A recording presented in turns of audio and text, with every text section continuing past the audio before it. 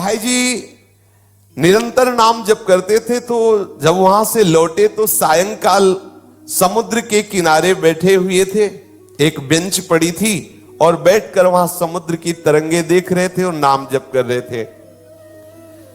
एकांत था, कुछ थोड़ा सा अंधेरा भी हो रहा था। बेंच पर बैठे नाम चिंतन करते हुए समुद्र की तरफ देख रहे थे, तो अचानक देखा कि बेंच के समीप एक पारसी सज्जन खड़े हुए हैं। सफेद पोशाक, सफेद पाग बांधे हुए। बुरे कर्म करने वालों की बड़ी दुर्गति होती है। इस सत्संग में महाराज जी ने एक सत्य घटना बताई है। आखिर क्यों एक प्रेत आत्मा ने कहा कि मेरी प्रेत लोक में बहुत दुर्गति हो रही है, और यह प्रेत यह भी कहता है कि मुझे गीता भी याद है, पर आपसे एक बहुत बड़ी विनती है कि मेरी मदद कर दीजिए। इसी प्रसंग पर महाराज जी के श्रीमुख से यह प्रवचन सुने। राधे राधे।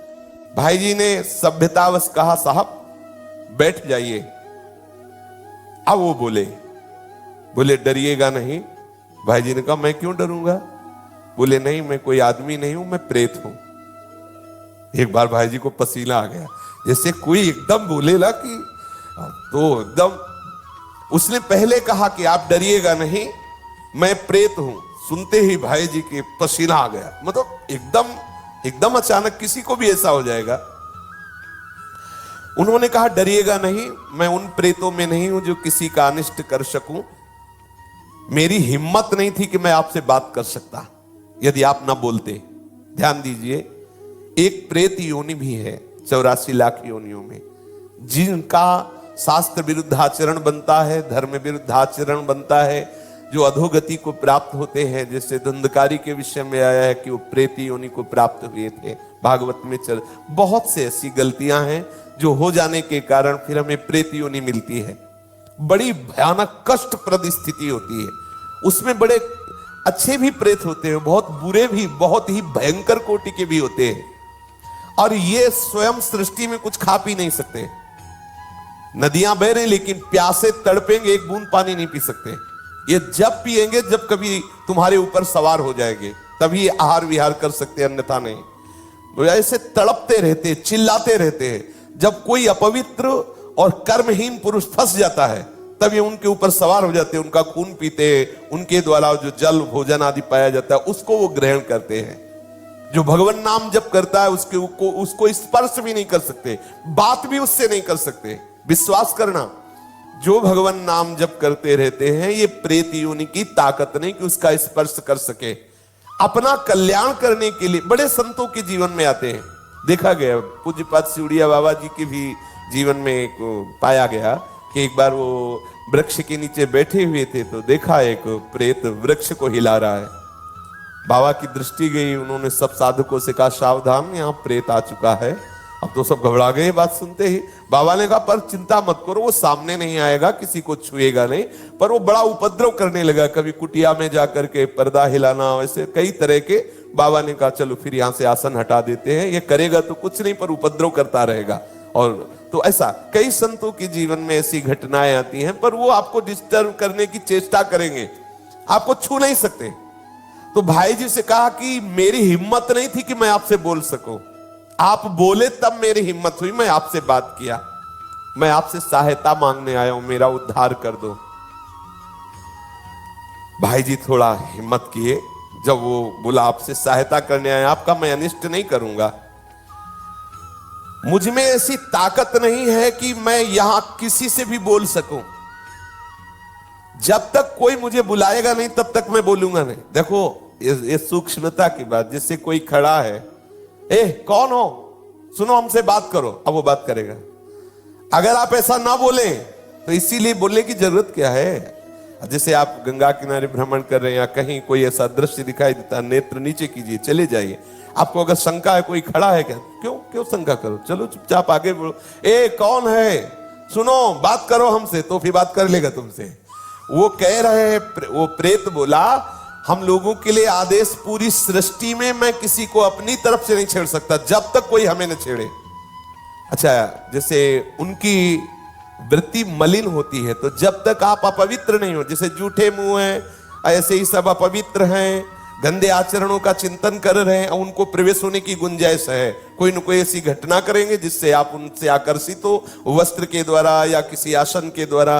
मान लो उनका ऐसा अपवित्र आसन है, अपवित्र वस्त्र है, जिससे किसी भी तरह उनका संयोग होने का है चांस, वो आप में प्रवेश कर जाएंगे। यदि आप नाम जापक हैं, पवित्र रहते हैं, तो कहीं भी भ्रमण करके देखा है, गंगा जी की परिक्रमा जब की तो कहीं भी कोई भी ऐसी घातक क्रिया नहीं। और जबकि जगह जगह स्मशान मिलते हैं, दोपहर में भी रात्रि में भी रुके, कभी ऐसा नहीं। कभी भगवान नाम जापक ऐसा डरे ना, पर अपनी तरफ से किसी से बोलने के लिए नहीं। कोई वस्तु पड़ी हो, कोई पद, ये सब नहीं छूना चाहिए। तुम्हें लगता है कि ये वस्त्र है, ये अटैची है, ये किसी की पर्स है, पता नहीं किस लक्षणों से युक्त है, तुम्हारी हानि कर दे, सहसा कोई पड़ी हुई वस्तु न छुए, किसी से बोले ना, अपनी तरफ से किसी से वार्ता न करे। ये अगर ऐसे सावधान रहे तो है। प्रकृति में है 84 लाख योनियों में एक योनि, पर कभी ऐसे सहसा किसी को वो आक्रमण करके नष्ट नहीं करते। कोई घबराए नहीं, ऐसा तुमसे बढ़कर वो नहीं है। सबसे बड़े प्रेत तुम हो। यदि आप अपने में रहो तो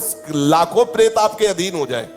आप समझो, जहां यमपुरी की चर्चा आती है तो उन्हें प्रेत राज कहते हैं, यमराज जी को, और समस्त जीवों को प्रेत कहते हैं।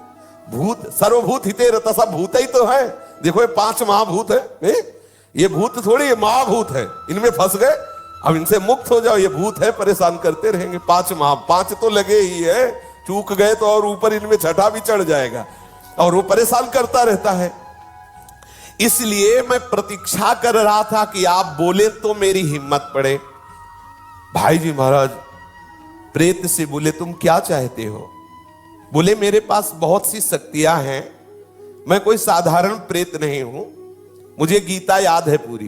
वैसे तो कहते गीता के श्लोक बोलो तो प्रेत भग जाएगा, वो कह रहा मुझे गीता याद है पूरी गीता याद है मुझे।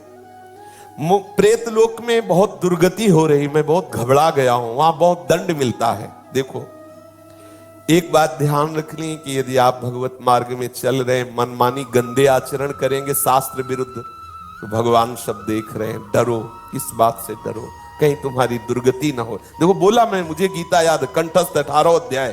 तो उन्होंने कहा कि आप तो पारसी हैं, आपका कैसे कल्याण होगा? आप किस पर श्रद्धा करते जो मैं वो क्रिया करूं आपका कल्याण हो जाए? तो उनका आप भगवान नाम कीर्तन करवा दीजिए और गया जी में श्राद्ध करवा दीजिए, मेरा कल्याण हो जाएगा। भाई जी महाराज उनसे बहुत से प्रेत लोक की जानकारियां ली। जीवन में कौन कैसे आचरण करता है, फिर मरता है तो कहां किस प्रेत योनि को प्राप्त होता है, उसने बहुत से परिचय बताए। बहुत से उन व्यक्तियों के नाम बताए जो भाई जी के परिचय के थे, मरे वो भूत बने, उनके भी बताए कि वो वहां अमुक अमुक गति को प्राप्त है। और बताया कि कुछ ऐसे भयंकर प्रेत होते हैं जिनको मतलब बस में करना बहुत कठिन होता है। अत्याचारी लोग जो भयंकर प्रकृति वाले, वो जब मरते हैं तो बहुत। अब जैसे कोई सतोगुणी है, थोड़ा साधन भजन शास्त्र स्वाध्याय करता है, लेकिन कोई भयंकर अपराध बन गया, गलती बन गई, तो ऐसी दुर्गति हो जाती है। जैसे विजय कृष्ण गोस्वामी जी के चरित्र में आता है कि वो परिक्रमा दे रहे थे, तो देखा वृंदावन में कुछ भक्तजन भंडारा कर रहे थे, तो उनको बुलाया विजय कृष्ण जी को कि आइए आप भी प्रसाद ले लीजिए। वो भक्तों का समुदाय है, 3 बजे सुबह परिक्रमा कर रहे थे, तो उन्होंने प्रसाद लिया, अपनी कुटिया में रख दिया। दिनचर्या करके जब उधर देखा तो उसमें सब गंदे पदार्थ, अभक्ष्य पदार्थ। उनका ऐसा कैसे हो सकता है कि भक्त लोग इतने सब निकृष्ट पदार्थ, और सब मल की तरह दुर्गंध आए।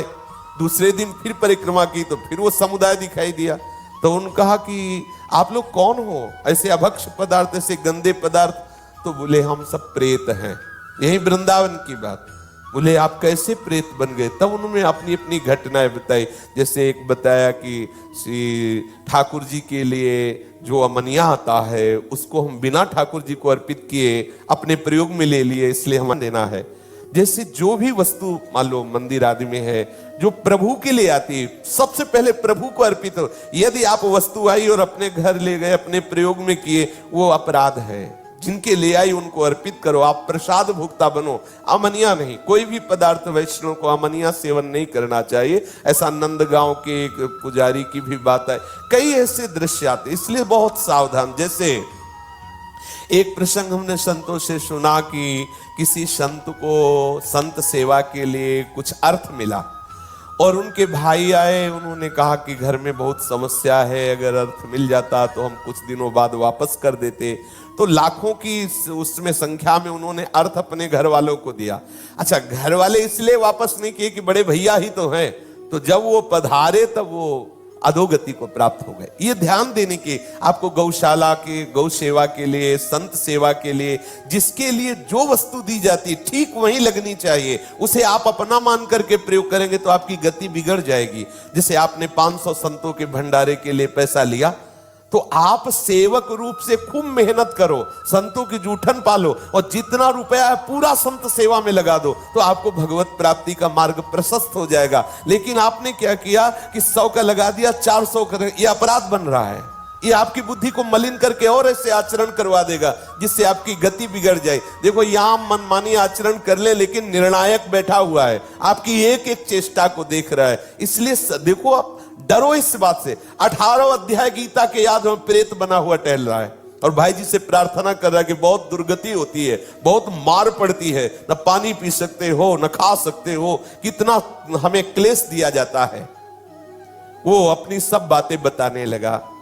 उन्होंने बताया कि 6 महीने पहले जिनकी मृत्यु हुई थी वो भी प्रेत बने, और भाई जी को परिचय बताने लगे कि आप विश्वास करो, मैं सबको जानता हूं जो जो बनकर के प्रेत लोक में गए हैं। एक हरिराम के ब्राह्मण थे, उनसे भाई जी ने कहा कि मैं गया तो नहीं जाऊंगा, आप जाकर के उनका श्राद्ध कराएं, और नाम कीर्तन का अनुष्ठान हम करते हैं। गया में उस प्रेत के लिए पिंडदान कराया और खूब नाम कीर्तन किया। जब पिंडदान और नाम कीर्तन उनके लिए पूरा हुआ तो चौपाटी में ही बैठे हुए तो फिर वो प्रेत आ गया और उसने बहुत अश्रु प्रवाह करते हुए कृतज्ञता से कहा, अब मेरा काम हो गया, मुझे प्रेत लोक से उद्धार किया जा रहा है, मैं आपकी बार बार कृपा मनाऊंगा कि आपने मेरे को दुर्गति से बचा लिया। मैंने प्रेत लोक की स्थिति, वहां के कौन कौन से जीव गए हैं, क्या क्या उनको दंड मिलता है, ये सब बहुत विस्तार से बातें की, भाई जी कह रहे हैं। और किसी किसी को लेकर के हमने उनसे बात की तो उन्होंने बताया कि नरकों का दंड है, मतलब यहां देखने को नहीं मिलता, ऐसे भयंकर कष्ट प्रेतों योनि में मिलते हैं। कोई नरक को झूठा न माने, परम सत्य है, ये सब मैं भोग रहा हूं। उस प्रेत ने बताया ये नरक सत्य है, एक एक सत्य है, पाप करने वालों को बहुत दुर्गति होती है। इसलिए मैं सबसे प्रार्थना करता हूं कि कोई कर्म बिगड़े ना। भाई जी ने कहा, मैं सबसे प्रार्थना करता हूं कि कोई कर्म बिगड़े ना, सावधान। अपने लोग समझते हैं कोई देख नहीं रहा, लेकिन जिनको देखना है, जिनको निर्णय करना है, वो तो निश्चित देख रहे हैं। भाई सावधान, हम बहुत डरते रहें, कोई अपराध न बने, कोई गलती न बने, इस जन्म में प्रिया प्रीतम मिल जाए, यही सार बात। श्री